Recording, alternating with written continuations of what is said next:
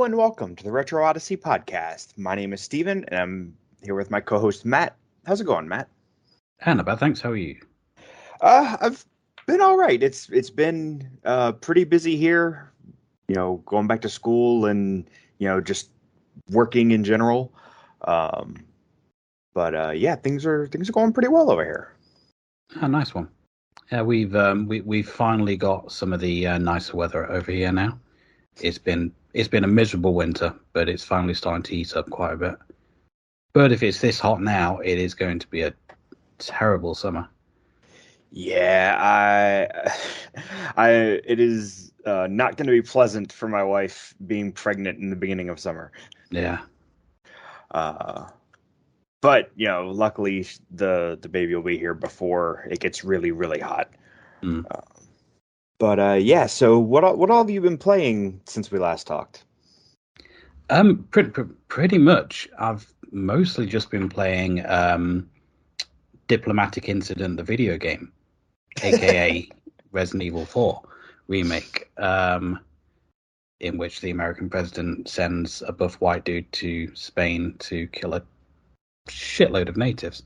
But no, yeah, Resident Evil 4 remake. It is fantastic, honestly. I've actually done 7 playthroughs of it, Wow. on various difficulties and going through getting achievements, stuff like that. Because I wanted to get like all the guns upgraded, and New Game Plus allows you to keep all your inventory, all of your inventory and money and stuff like that at the end of a run. Mm. So I've been doing that. It's better than the original, and it is the best of the remakes that they've done so far, apart from the remake of 1 on the GameCube. It's the best of the recent remakes. Right. And it's pretty accurate in a lot of places in terms of kind of like gameplay, story beats, level layout, stuff like that. It sticks pretty close to it, just with much better written characters, much better voice acting. Ashley isn't as annoying this time. She's still a bit annoying, but she's tolerable this time. It is really, really good, and I spent many hours playing that game these past couple of months. I take it this time it actually feels good to play. Oh yeah, I mean, I like the original anyway. I did enjoy playing the original, but yeah, this feels really, really nice. I was going to get it on console, but I played the demo on console and on PC, and I just couldn't aim with the controller on console. So I ended up getting it on PC. It's a shame, really, because it is an absolutely beautiful looking game, and I need to turn down quite a few settings to get it running at a good frame rate on my PC. Right. But it still looked decent. It just didn't look as good as everyone else's 4K footage that I've been looking at on YouTube. Right. Didn't look as good as it would have if you were playing it on console. Yeah. I haven't even tried it. I've been busy with other stuff, and Resident Evil's never grabbed me as much. I mean, I'll probably end up trying it out eventually. But I was, I don't want to say I was disappointed with the original 4, but when I played it, I didn't see what the big deal was, and I mean, we've talked about it. That might be just because I didn't get to the part where you can suplex people, but it's remembered more as what it did for the gaming industry. Right. Really, I mean, I don't think it's too bold to say that no Resident Evil 4, no Gears of War. Like it did invent essentially the third person over the shoulder shooter. Yeah, I could see that. It was kind of like the first one of those, and it's also the reason that Devil May Cry exists as well. That because, I did know. Yeah, they tried to go like a more action oriented. I mean, it's an action game anyway, but they went even more action, and they were like, "No, we don't like this. Let's retool this game." And that game eventually became Devil May Cry, and then they restarted development on 4. Yeah, they basically did what Square did back in the day with the 2D Final Fantasies, Hmm. where they would try something new, it wouldn't work, so they would spin that off into another game, and then go on to make what was called the mainline Final Fantasy game. Yeah. Because that happened with Chrono Trigger, that happened with Secret of Mana. Um, it happened a lot.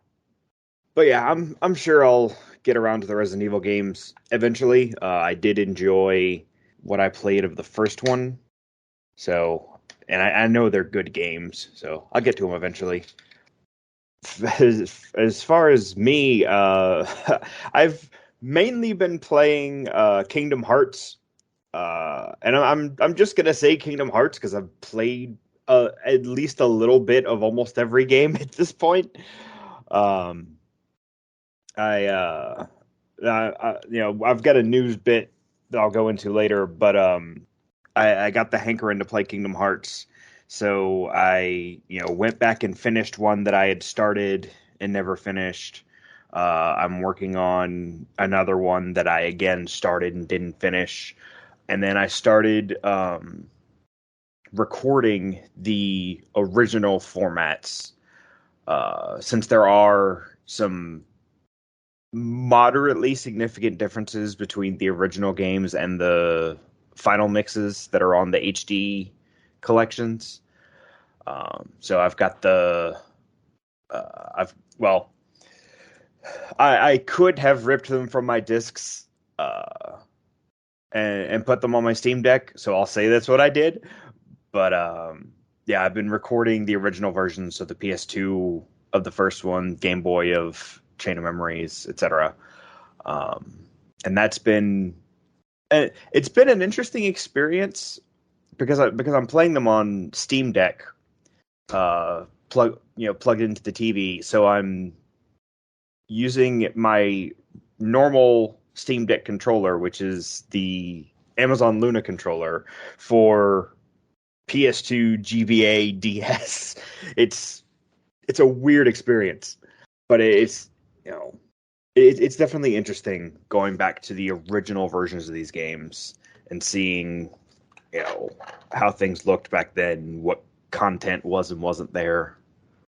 Um, so yeah, that's the main thing I've been doing is playing Kingdom Hearts. I think the only other big one I've played is a game that I kickstarted a while ago called 9 Years of Shadows. It's a Metroidvania with a female protagonist who wields a halberd, which is what caught my attention initially because like you don't usually see halberds in the as the default in these types of games, um, and it's a pretty good one. It's got a really solid set of controls. It feels good. It's very. I mean, obviously, most Metroidvanias are inspired by Symphony of the Night. This one is very inspired by Symphony of the Night. Um, so yeah, that's a really good one that I've been playing. Yeah, it looks interesting. I might have to add that to my wish list. Yeah, like and it's like I said, it's very Symphony of the Night, but it does have enough to distinguish it. And you can like I got to see a lot of the dev diaries and the updates as they went. Um, but I think even in the final product, you can tell that the team put a lot of effort into this, and you know really cared about making this a good project. Just because it feels good to play, it looks amazing. Oh yeah, the art. I like that art style. Yeah, it's fantastic, and the colors especially. Everything just pops.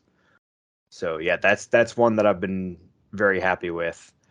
Um, I might have played a little bit of Vampire Survivors, but if I did, it wasn't much. Oh, actually, yeah. I completely forgot I did get the new DLC for that. And I played through that, got all the achievements again. To say there's only two maps in the DLC, it really does feel like quite fleshed out. There's a lot of new Mm. characters. There's something like six or seven new characters in this new DLC, which I was surprised by. Mm. And they all play kind of different as well. Yeah, I for a game you can buy the base game and all of its DLC for less than £10. Yeah. Um, just get it and play it. New DLC is great. The music's great. I bought the soundtrack as well, which gets updated every single time they bring out new stuff. Mm. Yeah. Once again, the sheer amount of content in that game and the amount of play you can get out of that content is just insane. £2 for a video game expansion, like Right? brand new is, yeah, and like £3 for the actual game. Yeah, like the cost to benefit ratio is broken. Mm. So yeah, I don't think either of us has anything else particularly interesting that we played. So let's move on to the little bit of news that we have. I don't think we have too much. All right, so the first news item uh, is actually I alluded to it earlier. The Kingdom Hearts music has finally been uploaded to streaming services. The Kingdom Hearts official playlist has been uploaded to Spotify, Amazon Music, Apple Music. I think there's a couple other ones, but it was uploaded back in February. I just forgot to mention it um, when we recorded, but it's very interesting because it has music from all of the collections, including the 1.5, 2.5, 2.8, Kingdom Hearts 3. But what's interesting is all of the theme songs are the Japanese versions, at least on Spotify. Now, the English versions are already on Spotify, which might be why they weren't included, uh, because they're on Utada Hikaru's solo albums. So, what I've done is I just made a playlist that includes the Japanese and English versions, because I just really like both. But yeah, so the this playlist coming out is, obviously I listened to it as soon as it came out, and just listening to all that music really got me hankering to play Kingdom Hearts again. And it's kind of been getting reinforced consistently because this playlist has taken over as my study/homework playlist, where before I was using Final Fantasy 14. Mm. But yeah, if you use any of those music streaming services, and you like Kingdom Hearts music, definitely check it out. There's a lot of good stuff in there. I mean, even some of the small bits from the various worlds are pretty well done, and obviously the theme songs you know are the bangers that are well known for a reason. Is it arranged by album then, or is it like just like a playlist? So it's a playlist that features the 1.5 remix soundtrack, the 2.5 remix soundtrack, and then the soundtrack for 3, 2.8, and the mobile games are all combined into one album. So it's essentially three albums Yeah, made into a playlist. But it's over 350 tracks. yeah, it's quite a lot. Yeah, but it's just that's something I wanted to mention because I find it very interesting, especially given that um, Final Fantasy and Chrono Trigger and a lot of Square Enix's soundtracks have been on music streaming services for a long time. I mean, I remember even before the streaming services became big that they had posted some of the soundtracks in places where you could just listen to them. Um, so Yeah, it, they've been on Apple Music for a long time. yeah. The Final Fantasy ones. So I was always surprised that Kingdom Hearts wasn't there, which of course is most likely because it's owned by Disney and not Square. Yeah. But it's all there now, and if you want the English versions of the main themes, you just have to go to Utada Hikaru's albums to get them. But yeah, that's what I've got for that one. Oh, nice one. Yeah, I will check that out later on. Other news that we've got, a couple of Switch Online announcements. We're getting 4 new Mega Drive games: Pulseman, Flicky, Kid Chameleon, and the big one, Street Fighter 2 Special Championship Edition. Oh, interesting. So those, I believe they're on there now actually, because these are the April ones. So they should be on there now. Okay. It's always been my preferred version of Street Fighter 2. So I guess is the SNES version of Street Fighter 2 already on there? Maybe. I I'm not honestly sure, don't remember. but now we have this one. Pulseman, I've never heard of. Kid Chameleon and Flicky, I'm like aware of, but yeah, Pulseman, I don't, and for some reason it doesn't have box art. It just the other three have box art on the announcement picture, and that one doesn't, which is weird. Oh, but it's made by Game Freak. Oh, okay. I've heard the name Kid Chameleon, but I'm not familiar with the others. You must have heard of Street Fighter 2 at some point. Well, I mean, I've heard of Street Fighter 2, obviously, but Yeah, yeah, but yeah, those are the Mega Drive ones. A big one, again, is Pokemon Stadium is coming, or is already on as we speak. Switch Online for the Nintendo 64. that one surprises me.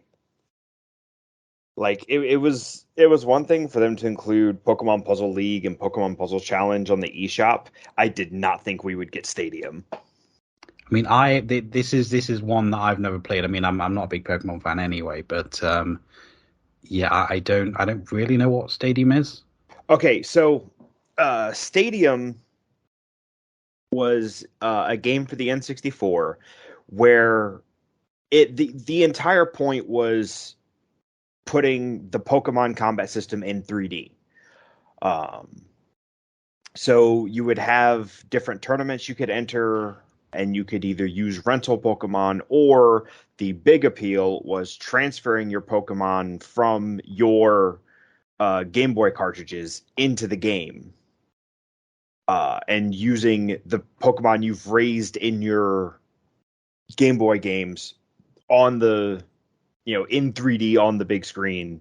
And that was at least for me, that was kind of the big appeal of it. And they were So like, how did you actually connect your Game Boy to the N64? Because I know the GameCube had a link cable. right. So the N64 had the transfer pack, Ah, which it looks like a Rumble pack, but it just has a Game Boy cartridge slot in it.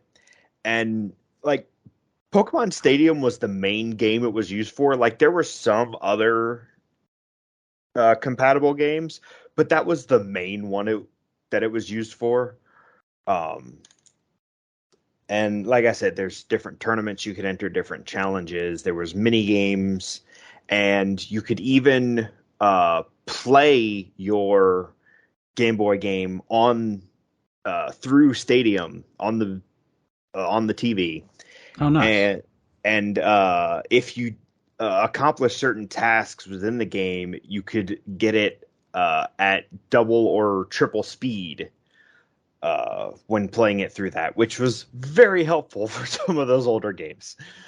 But yeah, that wasn't it was a big deal.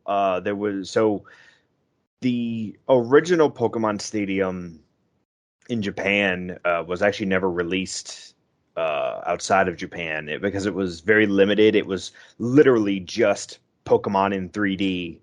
Um, what everyone here knows as Pokemon Stadium was actually Pokemon Stadium 2 over there.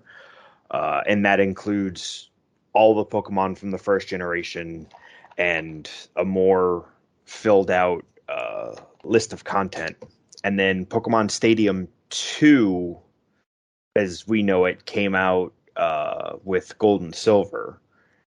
And that just added, all the Gold and Silver Pokemon and a few more features. Um, but it again, it still had the ability to link up your cartridges and transfer your Pokemon in to use them. And it's funny. Um, when I was, I want to say it was either 1999 or 2000. I actually went to one of the Pokemon like mall events where they would come and do like, tournaments and all kind of stuff. And at that event, they were giving away Mew, the first mythical Pokemon that's not, in the game to be gotten naturally. They were giving that away, and it was me and my dad were there, so we both got one. And years later, I went back to Pokemon Stadium 2 and found his Mew still in that cartridge. Oh, cool. So that was just kind of a cool thing, 15 years after the fact. Mm. But yeah, so I'm very surprised to see Pokemon Stadium. It's a little bit of a bummer that it's obviously not going to have the functionality to transfer from your games. But there's still a lot of stuff there, and it was fun to play, even if you were just using the rental Pokemon. Awesome. So the final news I've got, and again, this is something that is already out by the time we're talking because these are news stories from the past couple months. Mm. The Final Fantasy Pixel remasters are finally on console. Ah, right. Yep, you can now pick them up on PS4 and Nintendo Switch. Don't know why it's not on Xbox. Weird, but It's they keep doing this. Like for a while there, they were putting them on Xbox, and then they just stopped. yeah, I guess it's down to the deal that Square's got with PS4. Like obviously you've got the Final Fantasy VII remaster exclusive to PlayStation, and Final Fantasy 16 will be exclusive to PlayStation at least initially. I mean, I think it's also in part down to the Sony and Nintendo are Japanese companies and Microsoft is an American company. Yeah. I mean, I like that. That sounds dumb, but that probably is at least a little bit of it. Because I mean, the Xbox does not have a lot of adoption in Japan, so it. I'm disappointed, but not surprised. Yeah, so it kind of sucks if that's your only system, but if you have Switch or PS4, you can get these. You can buy them individually, or the entire collection is like $75. Yeah. Which, considering that's the price of a video game now, you get like 6 classic titles. Some more well regarded than others. Oh yeah. And having played several of these myself on PC, they are really really good versions of the games, and I may at some point pick them up in a sale for PlayStation. Yeah, I will probably get them for Switch at some point, although having the Steam Deck now might make that moot since it's basically the same thing. Yeah. But yeah, I mean, if if there's a physical version for Switch, I'll almost certainly get that, but I don't think there was. There's nothing announced in terms of a physical version, no. Yeah, that's what I thought. But that is all the news that we have. Things haven't been super crazy with retro uh, stuff. It's been a lot more focus recently on modern stuff and the, abhorrent nature of the industry itself. But, Yeah. so we'll just take a quick break, and when we come back, we will discuss our main topic for the episode. Okay.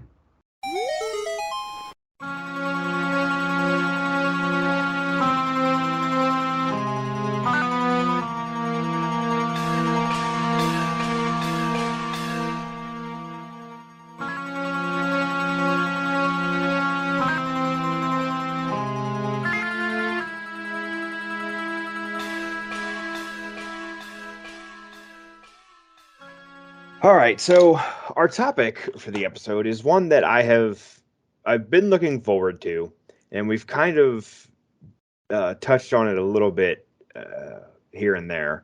But we're talking about the Legend of Zelda series. I mean, most people that play video games are very familiar with this series.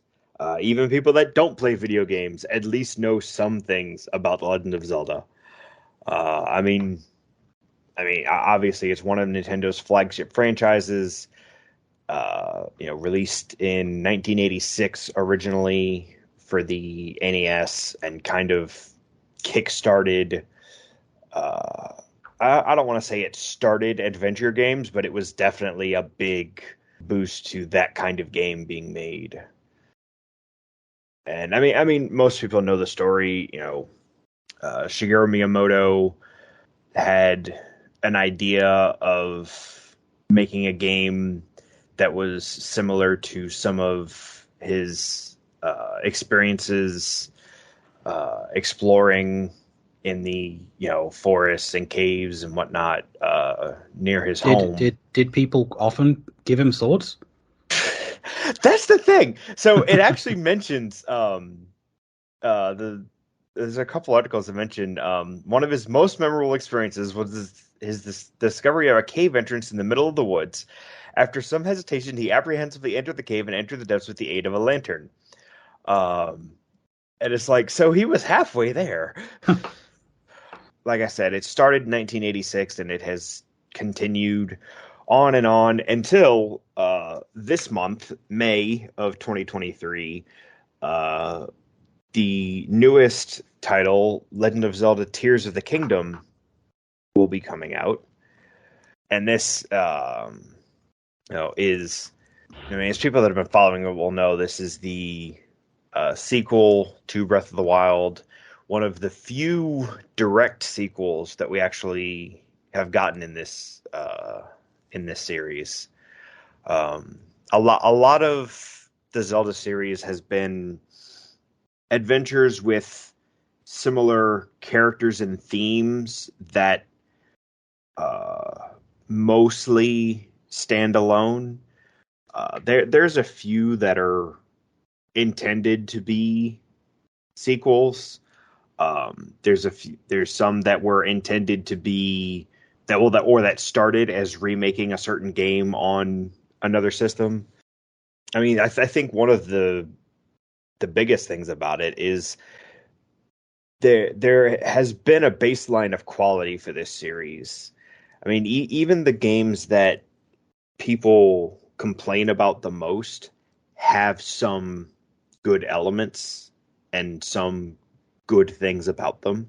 And to maintain that level of quality for what, 35 years, that's pretty outstanding. Especially when you look at, there's releases on pretty much every Nintendo home console, every Nintendo handheld, and pretty much they are all relatively well received. There are some dips here and there, but I mean, this formula works. The basic formula has proven itself at this point. One of the more interesting things is when they break from the formula and do something a little bit weird with it, which sometimes it works really well, sometimes it doesn't work as well.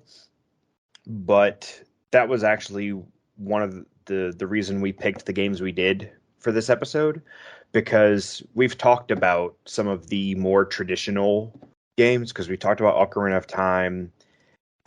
I don't remember if we talked about Twilight Princess, but I know we intended to at one point. Yeah, we've not done Twilight Princess. We've done Link's Awakening.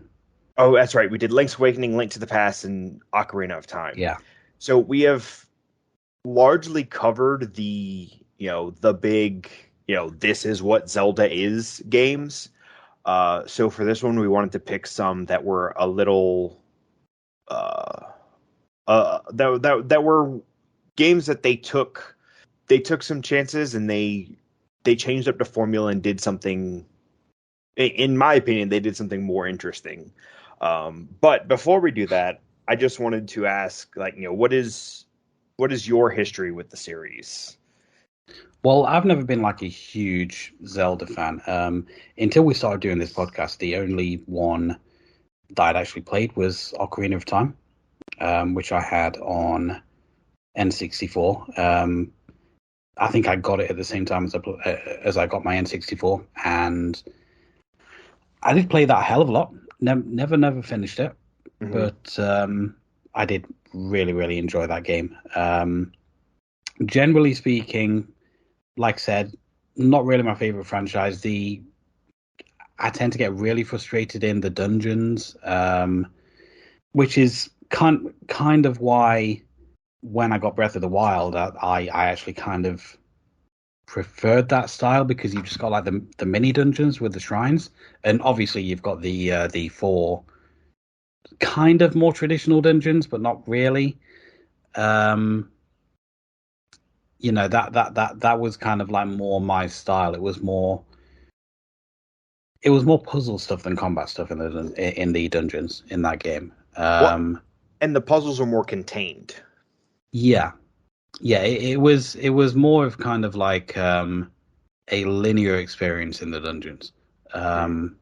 At least like a couple of dungeons in the games we're talking about, you're going backwards and forwards. And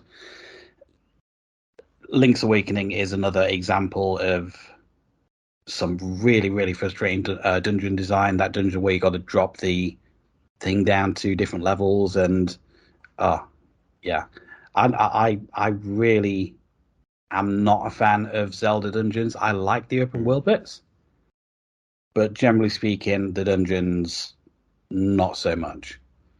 But like I have completed Link's Awakening and Breath of the Wild, but I don't like the series enough to go and like complete all of them. So that is pretty much my history of the series. Okay, so as far as my history, I'll just say that my umbrella is the one that's shaped like the Master Sword. Hmm. Um, I've been a huge fan of Zelda for you know as long as I can remember. I mean, one of the first games I ever played was Link to the Past, playing with my dad. Um, so like this series has meant a lot to me. I have played almost every game. The only reason I haven't played some of them is because I haven't played the games before them.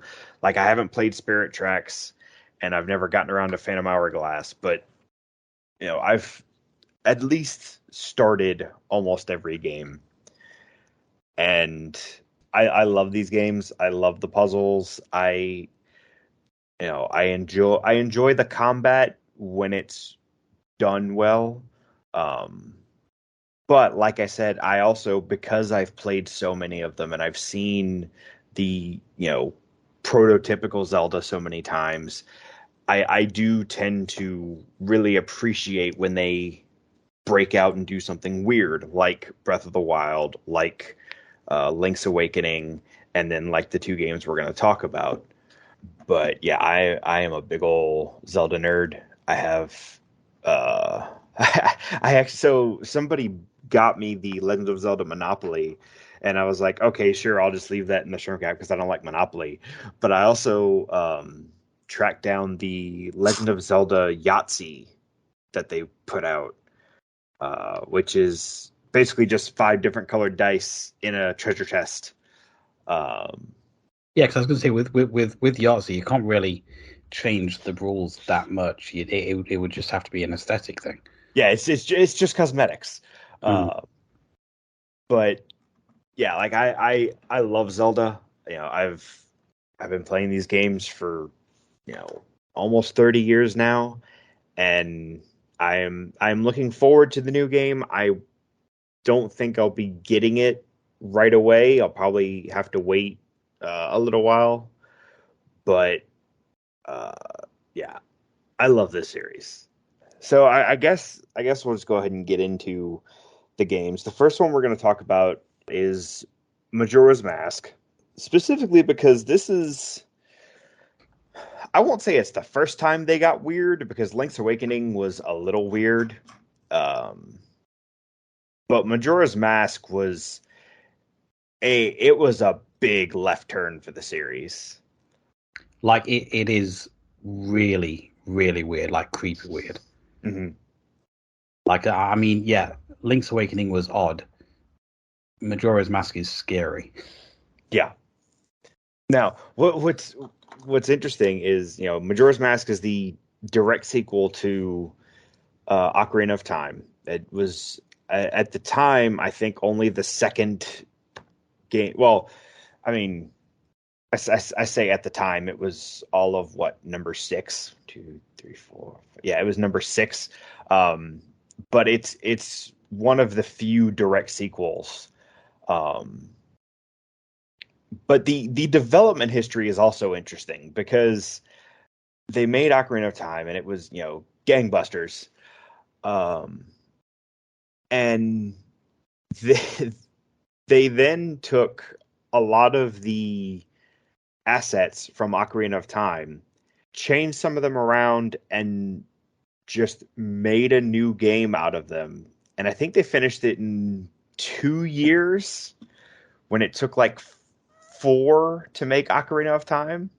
Like it was a very quick turnaround that would not have worked if they hadn't been reusing assets.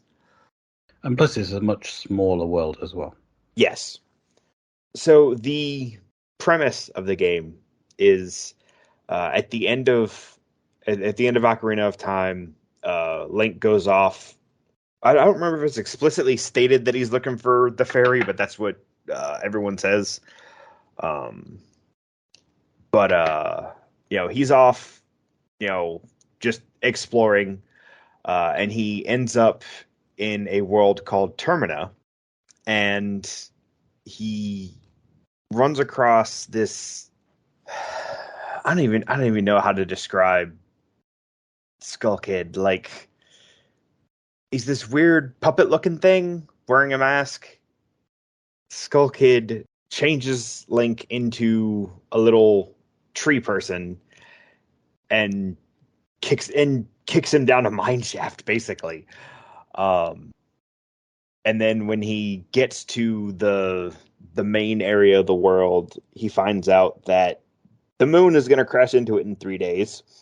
Well, actually, they don't actually mention, I don't think, that you do only have 3 days before the moon crashes. They I mean, you are told that you have 3 days to complete this quest, but it doesn't tell you that the moon's gonna crash into the planet. Hmm. I don't think. I don't know if Link is told. I think just the player knows that it's 3 days because, Well, you know, the fairy that he's traveling with um, keeps reminding him how long he has, because the mask salesman says that he's leaving at this certain time. Oh, okay. and he needs to get the mask back to him by this certain time. Yeah, I have not played the intro to this game as much as I've played the rest of it. Um, it's much easier to load up a save file that's past the intro. But yeah, essentially you have 3 days, and at the start of every day, a screen comes up that says, dawn of the first day, 72 hours remain. Um, and the whole game is focused on this idea of time, and it time doesn't pass like in real world time, but it does like have progression.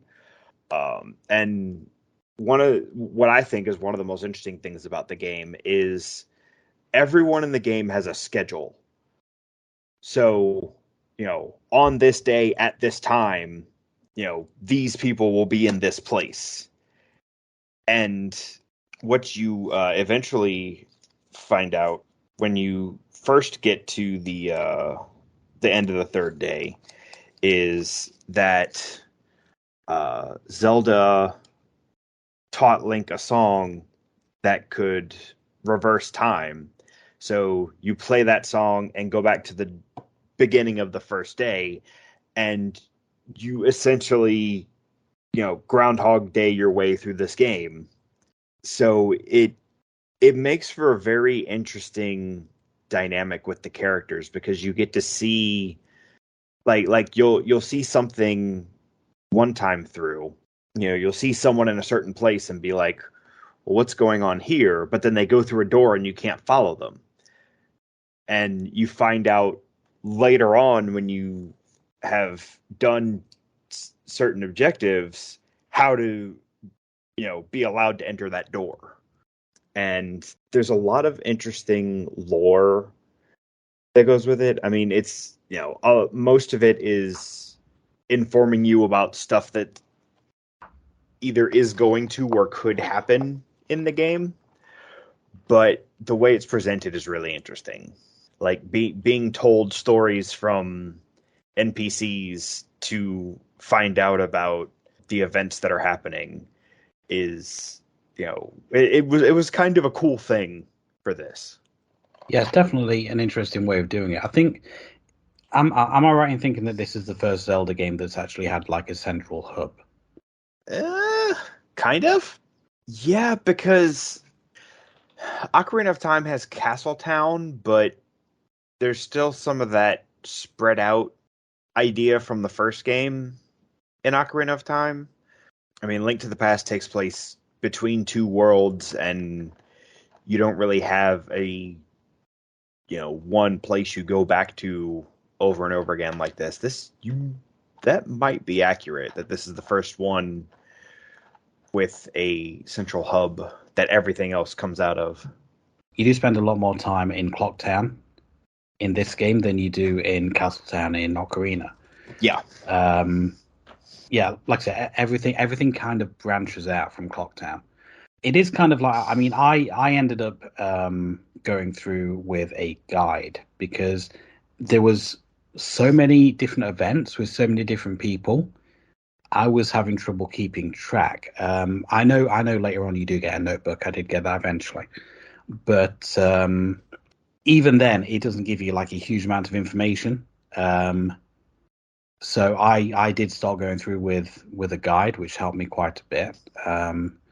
Going around collecting heart pieces and doing little bits all around Clock Tower. So I did a hell of a lot actually in the town before I even like set foot out of the town.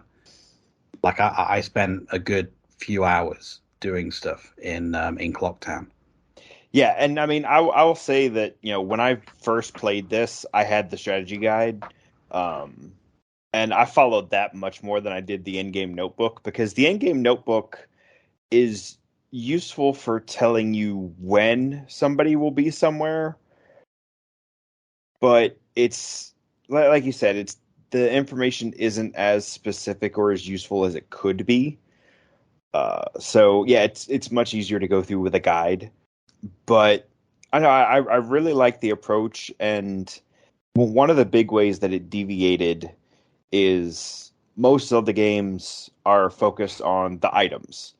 They're the treasures you find. They're a big deal, and there is some focus on the items in this game, but the main focus is on the masks as a mechanic.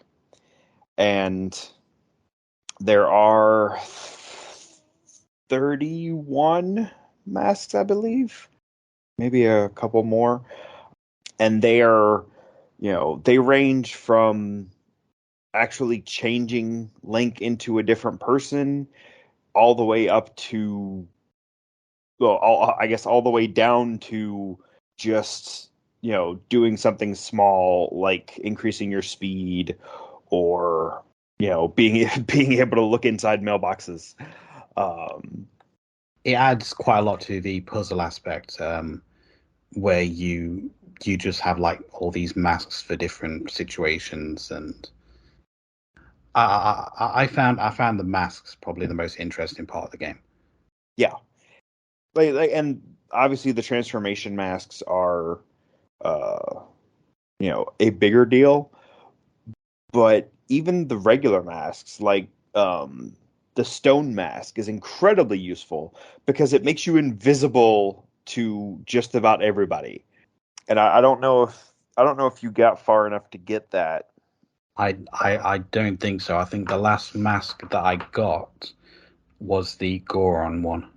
Okay.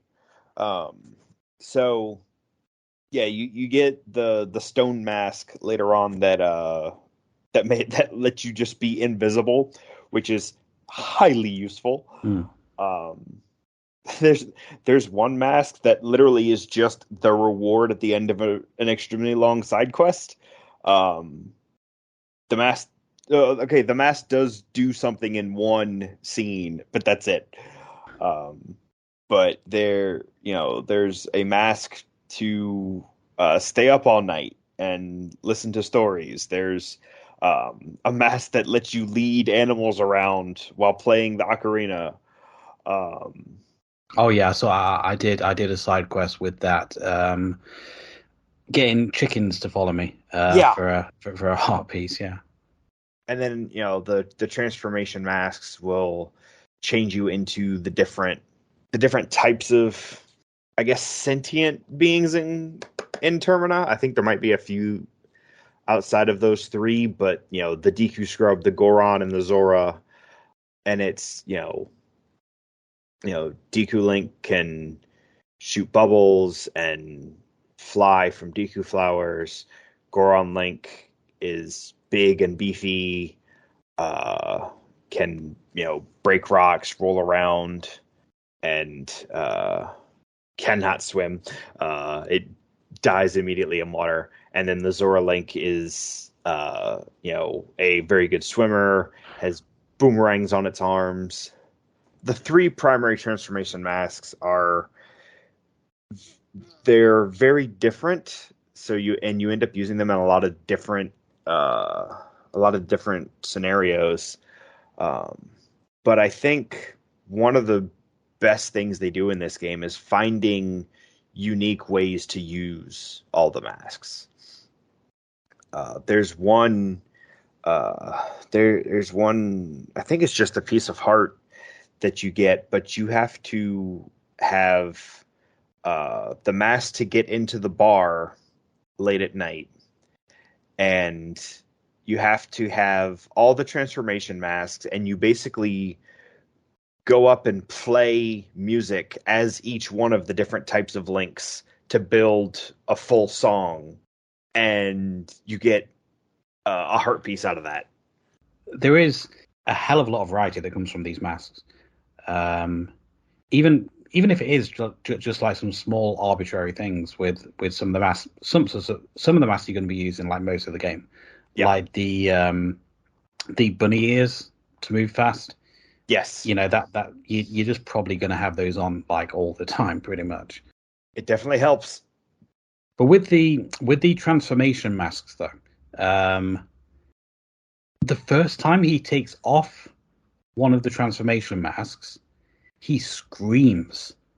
It is this really like nasty scream that he does Yeah, when he takes the mask off. It is terrible. yeah, like every time he puts one of these masks on, he's like, and it's a different face on every one of them, and like you said, it is a little bit chilling and you can see that every time you put a mask on. But it kind of like fits with the feel of the game because this is pretty much a horror game in a lot of aspects. Even like right from the start, like the way the Skull Kid moves and dances, there's something inhuman about it, and it's like at the start of like the game, you're essentially dying on your horse, Yeah, like you're walking through the forest, while Epona is walking through the forest, and you're just kind of like almost slipping off the horse because you're just exhausted and like near death. It kind of sets the tone for the rest of the game, and then you meet the Happy Mask Salesman. He's terrifying. He just kind of like zips around, like teleports, and just he's probably one of the creepiest characters in the game, despite the fact that he's kind of like constantly plastered with like this big happy smile. I mean that's part Um, of why he's so creepy. mm. And I think like the first time you venture out into the the first time you venture out of the city, you come across what appears to be a ghoul dancing on top of a mushroom.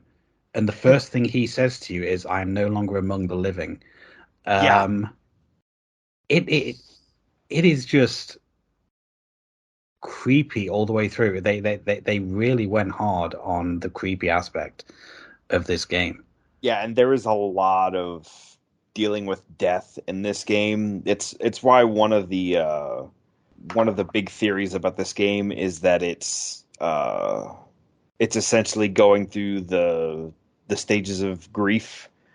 Because I mean it lines up very well with the four areas plus Clocktown.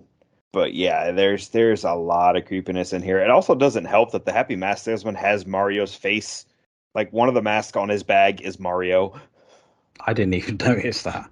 Yeah, one of the masks on his bag is just Mario's face. But yeah, like I said, they really really kind of went hard on that, and I am like a big horror fan, as you know, and that is where most of the appeal to the like to me came from with this game was kind of like that horror aspect.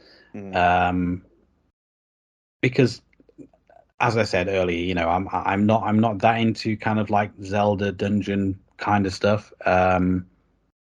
It was the horror aspect that really like kept me going in this one. And when I did get to the dungeons, I did like the first two. I did the swamp and the Goron mountain, Hmm. and that for me is where it kind of like started to feel like a bit of a chore because the dungeons are kind of back and forthy and like difficult in terms of kind of like you've got to like line up stuff perfectly or you're going to fall down several levels. There's a lot of kind of like really big like multi-level puzzles that you've got to work out, Yeah. and I just don't really like that kind of thing. My most fun with the game was out in Clock Tower and out in the areas kind of like taking in the atmosphere. And the dungeons for me kind of like ground that to a halt. Although I do have to say the final boss fight in the Goron dungeon was fantastic. Like Yeah, that's a fun one. you just roll up into like the Goron wrecking ball thing and just smash into it, and yeah, that is like a lot of fun, that boss fight. Yeah, that one's a lot of fun. It's followed by probably the most unfun boss fight in the game. The big fish in Great Bay is just not a fun boss fight. I didn't get that far. Yeah, the that whole dungeon is like it's kind of even more of the back and forth you were talking about. Um, and the mountain temple has I mean, there's some iffy spots in there, but yeah, I think you would have not been uh super happy with the third and fourth dungeons. Well, I Uh, mean, the second dungeon is why I decided to like stop playing the game there, because the amount of times that I fell off trying to go over these like jumps and stuff like that, oh, because those jumps, yeah, it is like really really sensitive. Like yeah, I don't know if it was sensitive on the N64 because I played this on GameCube, but on GameCube it's like really sensitive. If you move ever so slightly to the side, you're going off that platform and you're going yeah, right back to the bottom again. yeah. That's how it was. It was bad. Um, yeah, that part sucked. So that is essentially why I kind of like stopped it there. Yeah. Now the terrible thing is when you get through everything and go to the moon for the quote unquote final dungeon, that is basically it's I think it's like four mini dungeons. It's like the shrines from Breath of the Wild. Are they all like self-contained? Because that sounds like it'd be a lot better. Yes.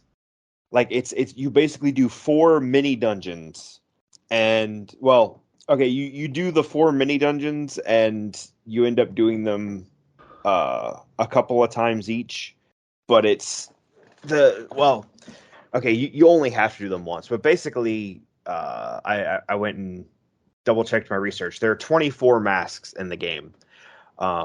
When you get to the moon, there's these children that have the masks of the bosses, and you can give them masks to, quote unquote, play and do these little mini dungeons.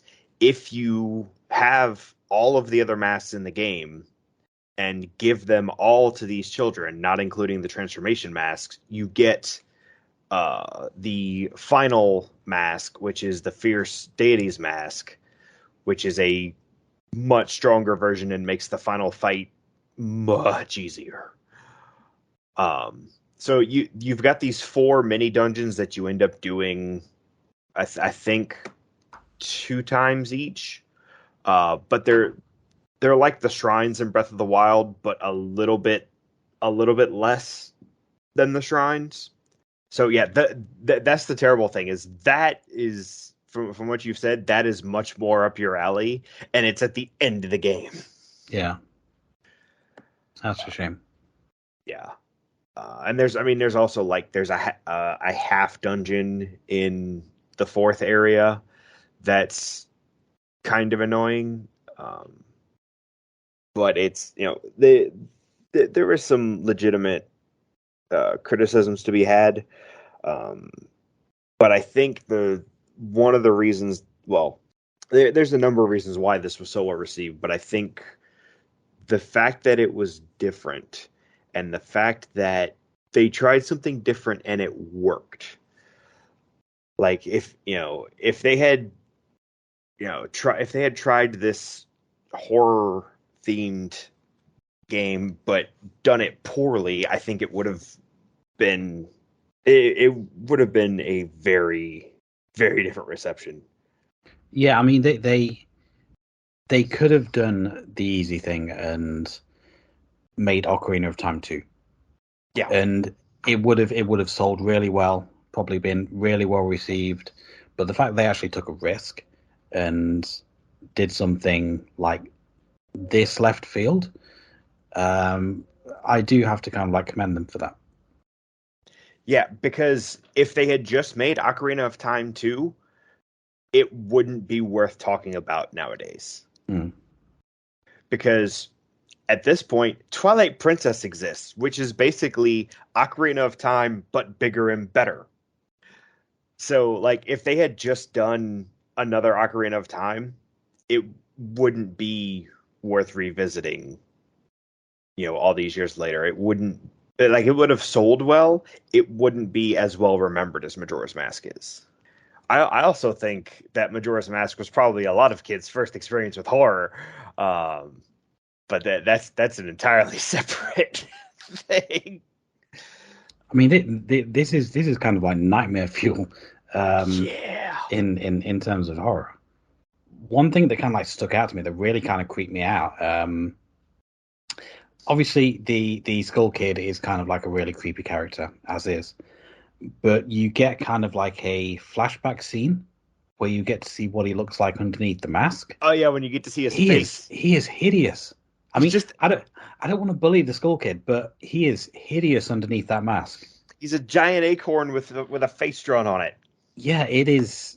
It is just so creepy to look at. I don't know what uh what inspired them to go in this direction.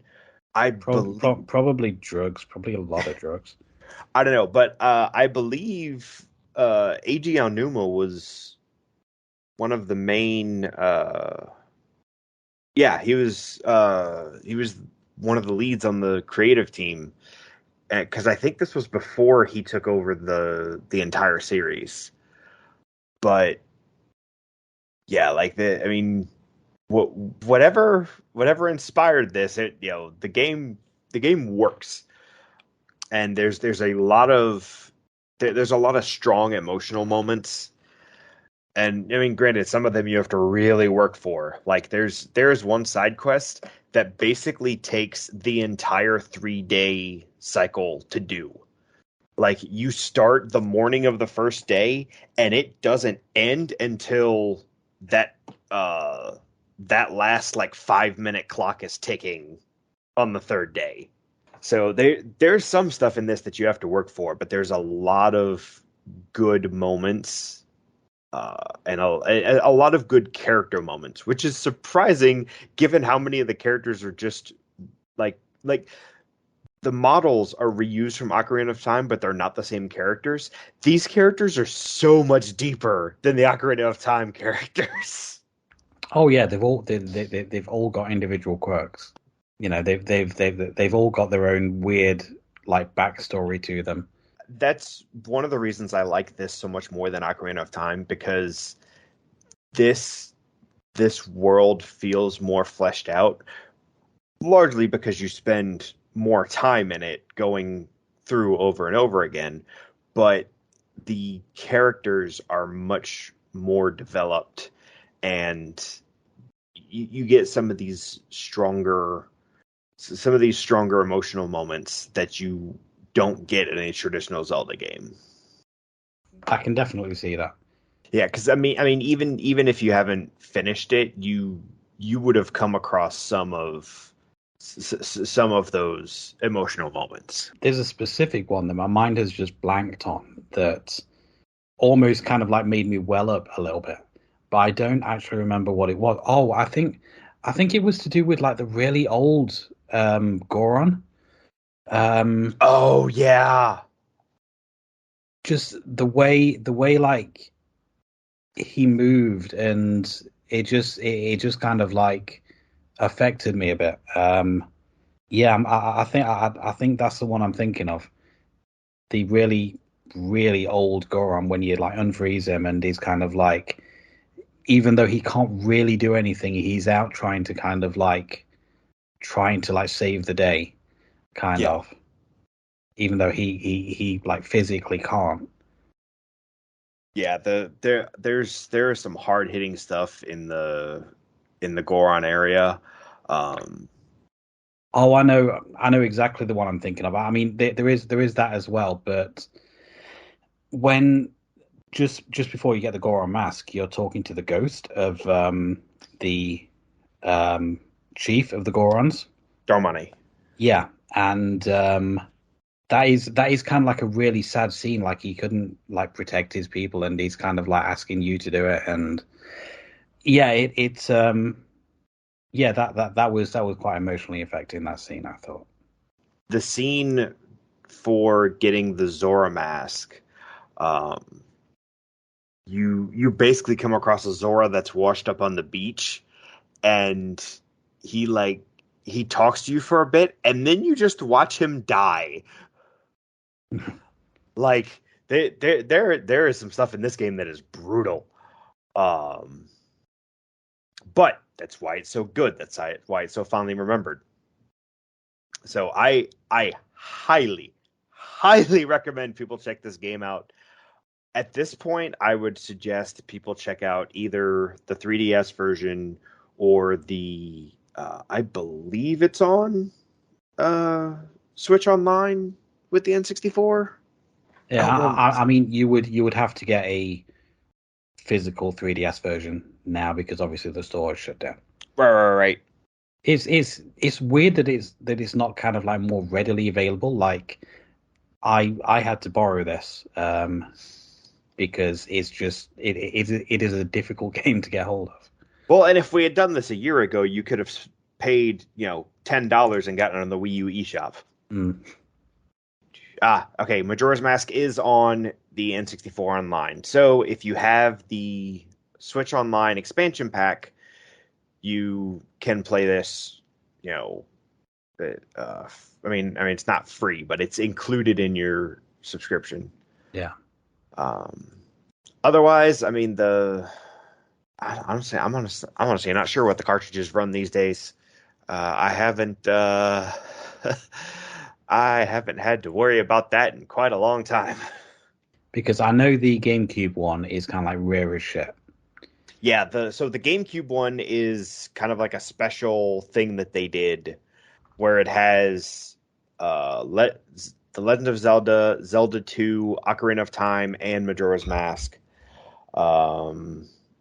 Okay, prices on eBay are variable. Going from looks like $7.99 all the way up to $1,400. Jesus Christ. Look, I love this game. I would not pay that much for it. No. I wouldn't pay that much for any game. I mean, complete in box collector's edition, $200. That's a little more reasonable. Um, Looks like the ones that aren't like insane are like 25, 35. Not horrible, but you would have to have an N64 to play it. Let's see. I'm not sure if the 3DS version is any better though, because the 3DS version 35 to 40 about. But people are more likely to have a 3DS these days than an N64. Yeah. So those are basically your options. You're looking at $25 to $40 depending on your method. But yeah, it's definitely worth checking out. The 3DS version, there are some differences, but not a lot. I think it adds a fishing mini game because of course it does, and just like some touched up graphics. I think they did change some of the boss battles a little bit, but I don't have all the specifics because I've only played that version once. Yeah, I was looking at version differences, and yeah, they did change up some of the boss stuff. Okay. Yeah, I don't have that specific article up in front of me, but either version of this is perfectly acceptable. And they're both about the same difficulty to get a hold of. But yeah, play this game. It's really good. Zelda fans are always talking about it for a reason. And let your kids play it as well and give them nightmares. Absolutely.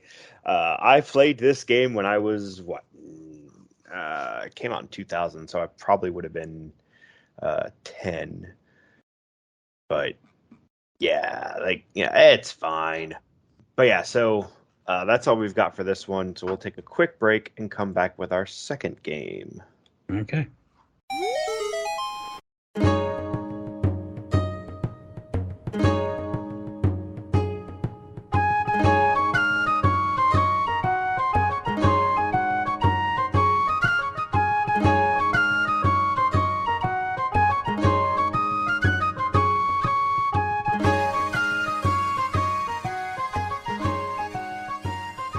All right, our second game. It's another one that is looked back on fondly. The difference is this was not well received when it came out. We're talking about The Wind Waker. Was released for the GameCube in 2002, 2003, depending on your region. And right away, looking at this, the biggest difference from this and almost every other Zelda game is they went with the cell shaded art style that kind of got blasted at the time because everyone, at the time there was this big push of the GameCube is a kiddie system for babies and it's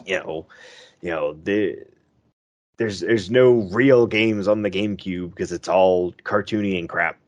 And this game didn't help with that reputation. You can just slap them with a copy of Resident Evil. You can. Um, you can slap them with 3 copies because aren't there 3 of them? There's 5. Okay. Because they re-released 2, 3, and Code Veronica as well. Oh, I didn't know they did those. Yeah. GameCube didn't have Resident Evil Code Veronica. It had 4, obviously, so it's 0, 1, 2, 3, 4 on GameCube. Okay. Didn't have Code Veronica, so you can't slap someone with GameCube Code Veronica, unfortunately. But you can slap them with 4. So yeah, you can just slap them with a Resident Evil every day of the week. But yeah, so the GameCube had an undeserved reputation for being a kiddie system for babies, and a lot of people did not like this art style. It's the same thing we saw with Final Fantasy IX, where they went from the very realistic Final Fantasy 7 and 8 graphics to a much more artistic fantasy style graphics, and a lot of people hated it because they wanted gritty and dark. And the funniest thing to me is that the Wind Waker is like mechanically and aesthetically one of the games in the series that holds up the best, because yes, the graphics aren't photorealistic. That just means they still can look good when you go back later. Yeah, like that art style. Yeah, it takes a little bit of getting used to, but after like 5-10 minutes, you're fine with it. Yeah, and I find the faces can be very expressive. Oh yeah, and that's one of the best things about this one is because of the art style, they were able to do a lot of things they hadn't done before. And yes, they're dealing with the next step up in technology, so they had much more to work with than they did with Ocarina of Time and Majora's Mask. But they took full advantage of the art style, and I want to believe that's why they chose to go with this art style, was because they knew they saw how much they could do with it. And I think, I mean, I it was absolutely the correct decision, because this game still looks great. Like, when they did the HD remaster, it's like, what are you going to improve? It still looks good. I would really like to see this on like a HD remaster if I ever come across a copy, because it looked decent on GameCube, and I had it running through. I've got this like cheap little RCA to HDMI adapter, which doesn't give like the best picture. Yeah, but those aren't super great. But it still looked decent through that. So I can only imagine what the HD one looks like. Oh yeah, and the HD one looks great. That's the version that I played to prepare for this. Um, and it still looks great. It plays great. Um, I think One complaint that I do have about the art style is Link's eyes are in front of his hair. yeah, that does happen. It looks really weird. It does. Um, this one, and it again, it's funny that this one was derided, you know largely because of the graphics. When I mean, you look at the scores, and it's there's nothing that's you know I think the lowest one here is, I think somebody gave him an A minus. Like, damn near all of it is nines and tens. And because when you go below the surface on this one, um, pun not intended, uh, there's a lot to this game. And in terms of the mechanics for combat and the items and exploration, this is like one of my favorites, because I feel like the combat in this one is a lot more fluid and better realized than in a lot of the other games, largely because um, they have those abilities you can use to press a button and roll behind them, um, or a couple of the other techniques you have. Like, it's a more fleshed out combat system than they usually do. Yeah, I mean, Um, even just with like the basic sword attack, you've got the swing, you've got the thrust, you've got the overhead um, attack. yeah, Just based on whether or not you're locked onto the enemy or kind of like what button you're pressing at the same time as you attack. yeah, and it's the special techniques just make it better. And there's it, like I said, I feel like in terms of the combat, this is one of the best ones in my opinion. Because even in Breath of the Wild, yeah, it can be a more fluid system, but it can also be extremely clunky depending on how you're playing it. But this one also, uh, the big obvious difference is the whole world's covered in water. Um, so the large majority of the game is going from island to island, and exploring all these different things. And you get your boat early on in the game that talks to you. And the ocean presents a different type of setting, because I mean, there's chunks of time when you're between islands where it's just a vast spread of blue as far as the eye can see. And that's a new experience for Zelda. And it's one of the things about this that I find really fun, is just being able to explore in a different way rather than just running around or riding your horse. Yeah, it's a lot more chill. Um, especially considering that the game before it was like Majora's Mask. Yeah, You then you go to this, which is like the polar opposite. It feels like I said, just chill, just chilled out and relaxing. yeah. One of the things that this actually carried over from Majora's Mask is the more developed characters, because the this Link has more personality than I think just about any other Link in the series. Well, I mean, the thing is, I did want to bring this up. He's not really Link. He's just kind of like cosplaying as Link, Right. which I thought was really weird. I thought going into this game, oh, I'm going to be playing as Link. No, no, just a dude who has been dressed like Link, I mean, it's. essentially. I mean, if you get into the nitty gritty of it, like it is, like it's effectively Link, but it also, narratively, yes, it is just a kid who lives on this island where they dress kids up like the hero of time. Yeah, it's weird that. Although, on the second playthrough, you can go through the whole game in those lobster pajamas that you start with. They do look better. Yeah, I really did like that outfit, to be honest. yeah, that's a great outfit, and they let you go through the whole game like that in on the second playthrough. Um, but that, like, you know, like you mentioned, the with the expressions, like this Link feels, he feels more realized as an individual.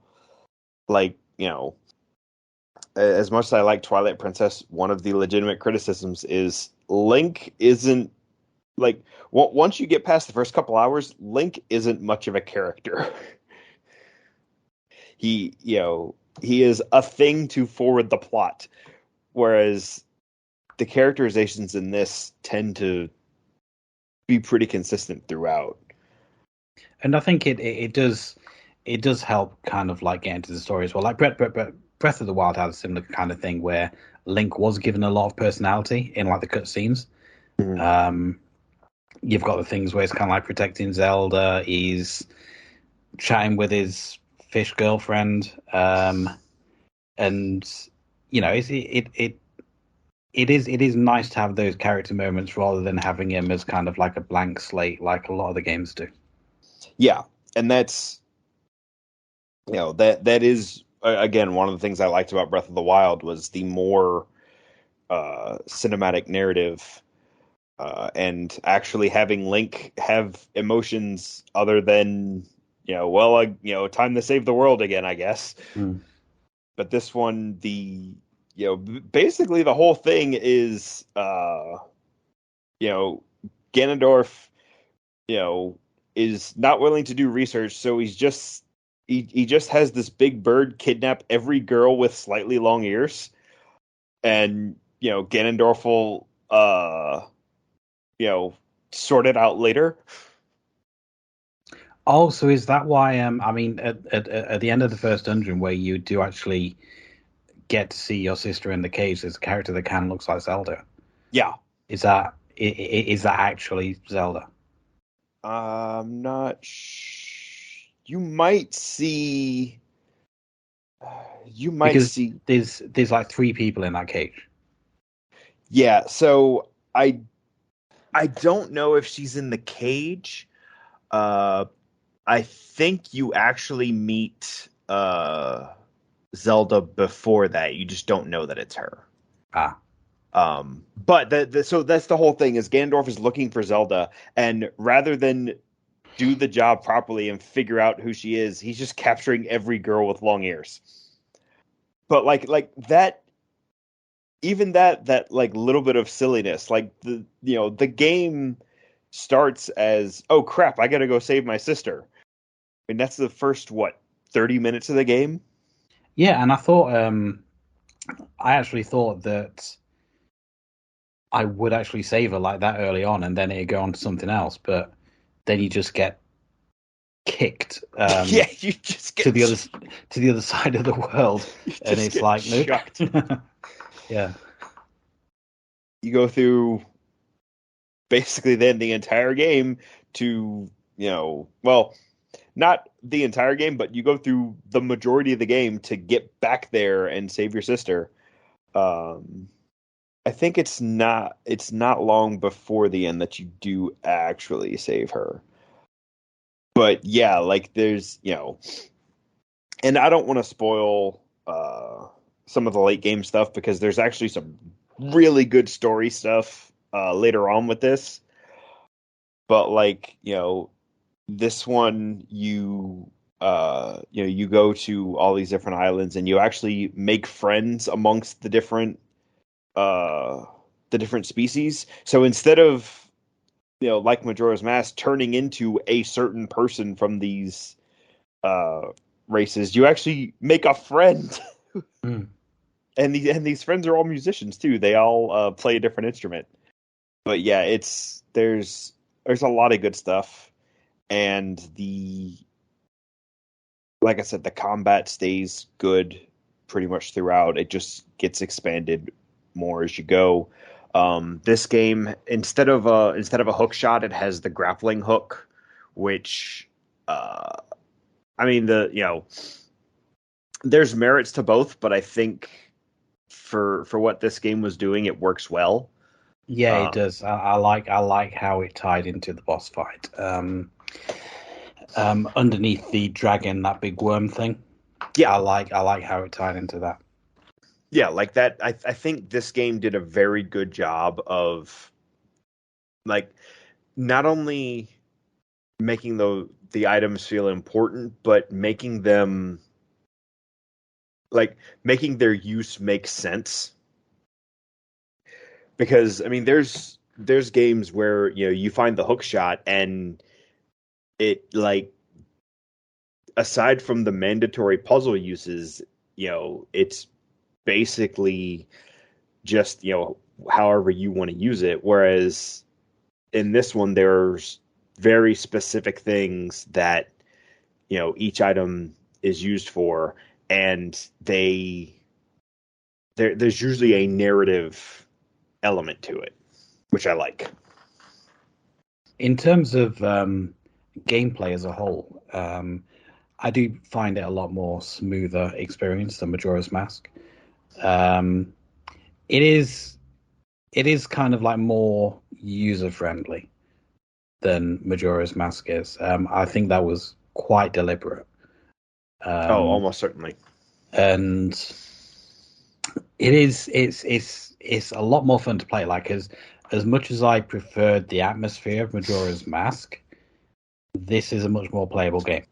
Yeah, Like this is if I was going to go back and finish one of these games, it would be Wind Waker because I even kind of enjoyed the dungeons as well. The I liked a lot like the sneaking around in the first dungeon you had to do, like yeah, getting underneath the barrel and like it's just like a different kind of dungeon experience. It isn't just this big multi-level puzzle thing that you've got to kind of like maze yourself around.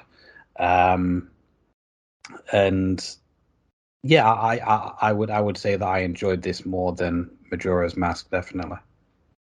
yeah. There's a lot of unique approaches to puzzles and dungeons as a whole. Um, I mean, there's a whole thing with Tingle that originally required a Game Boy Advance cable in the GameCube version. In the Wii U version, it was connected to Miiverse. So neither one of those Oh, is particularly easy to work with. Um, the thing about Tingle, which kind of like when I first kind of like met him, it's like you talk to one person in this town, and he says, "Oh, my friend has been wrongly accused. Go break him out of prison." It's like you are placing a lot of faith in that one person because you then go and break him out of prison, and it's like I was half expecting the guard to come round and like that guy killed 20 kids, yeah, and you've just let him walk out, and yeah, that is it is weird that you would just break someone out of prison like that. yeah. That you know, this Link is not the smartest, but dang it, he has No. heart.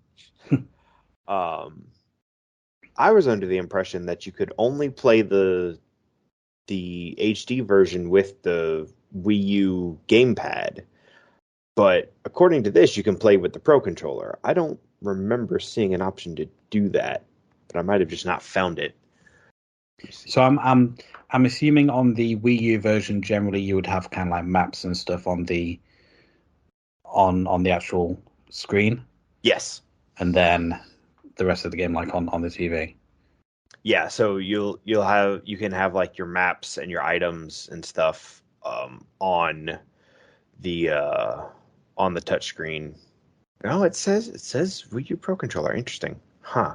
I'll have to look into that because it's one of my only gripes about the HD version was having to use the gamepad because like as much as that is a comfortable controller, I would much rather use the Pro controller.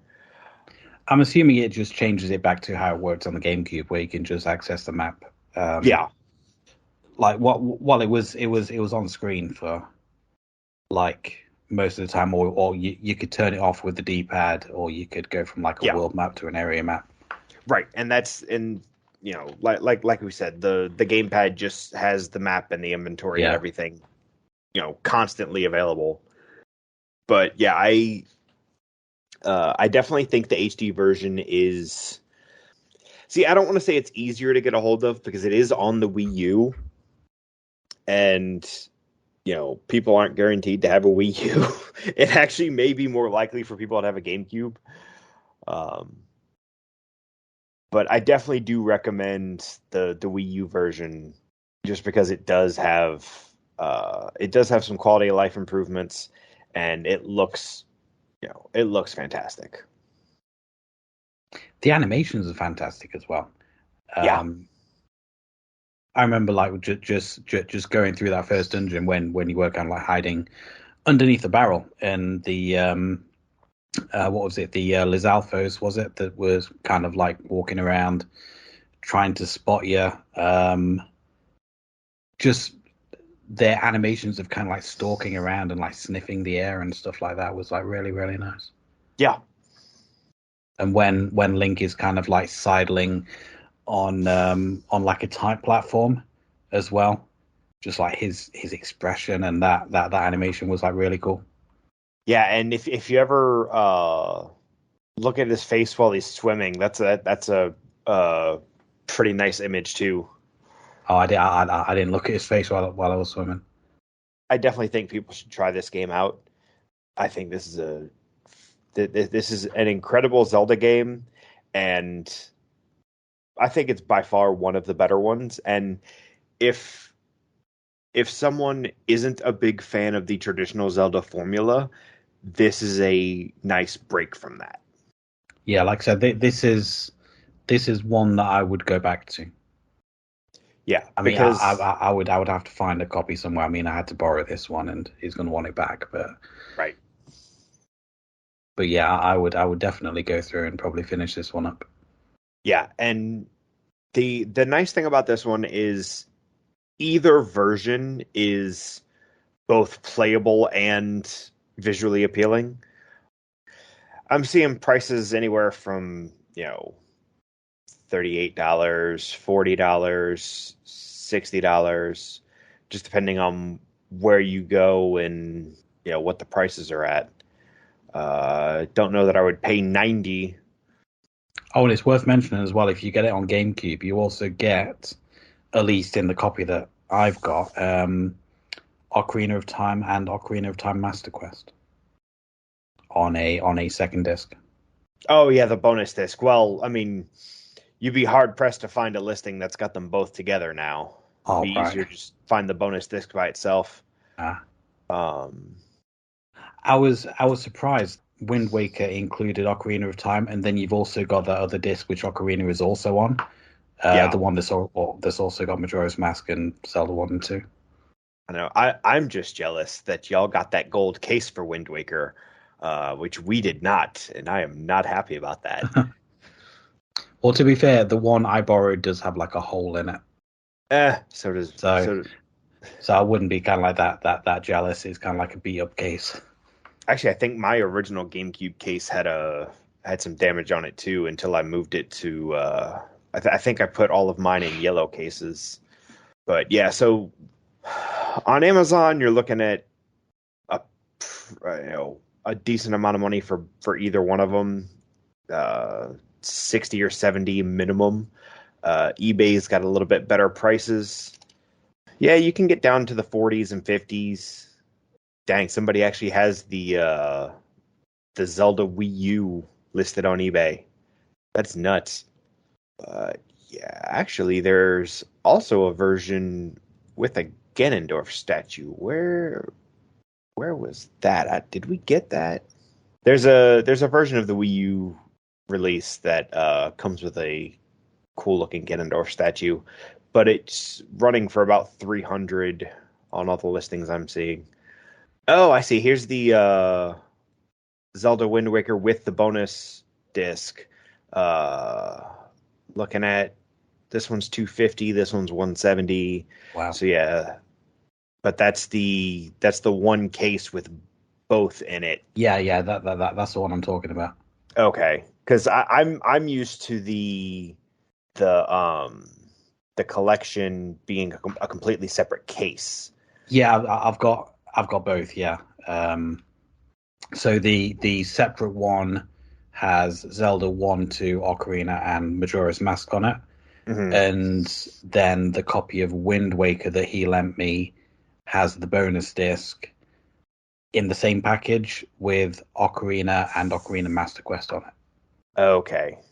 So yeah, that is probably a difference. That's probably a regional difference because I don't think we got the. Actually, no, we did. I just think our case looked different for that. Yeah. Because the picture you showed just looked like a regular Wind Waker case, whereas our case has the extra Ocarina logo at the bottom. So No, it says it on the back, but it might not say it on the front. oh yeah. Yeah, so these games are not terrible to get a hold of. You might struggle a little bit, particularly being on the GameCube and the Wii U, which are, I mean, the Wii U's might be harder to get a hold of. I don't know, but GameCubes are pretty common. Yeah, GameCubes are pretty easy to get. But yeah, I highly recommend checking this out. I think if that's all we've got, we can call it good and move on to finishing up. Okay. All right, so that is our look at the Legend of Zelda series. Obviously, there's a lot of mileage to be had out of this series. I'm sure we will touch on other games in the series. Certainly, if I can influence the picks. But I do think that these two games in particular were worth examining because they show what this series can do as opposed to what it's most known for. Yeah. And I feel like it's important to look at, games like this where, things are done a little bit differently, but that can also be a really good thing and lead to a lot more success. Because, I mean, Wind Waker spawned 2 sequels that it certainly would not have if it had been just another Ocarina of Time. Yeah, it's definitely unique. Both of them definitely unique. And, fun games to play. Like I would much rather boot up either of these than Ocarina of Time or, some of the other ones that are a little lackluster. I mean, I say lackluster. They're all worth playing, but some of them are definitely better than others. Yeah. And I think these are 2 of the best. Yeah, I definitely had fun with both of them. But yeah, so that's all we have for today. So until next time, I guess all it's really left to say is goodbye. So goodbye. Goodbye.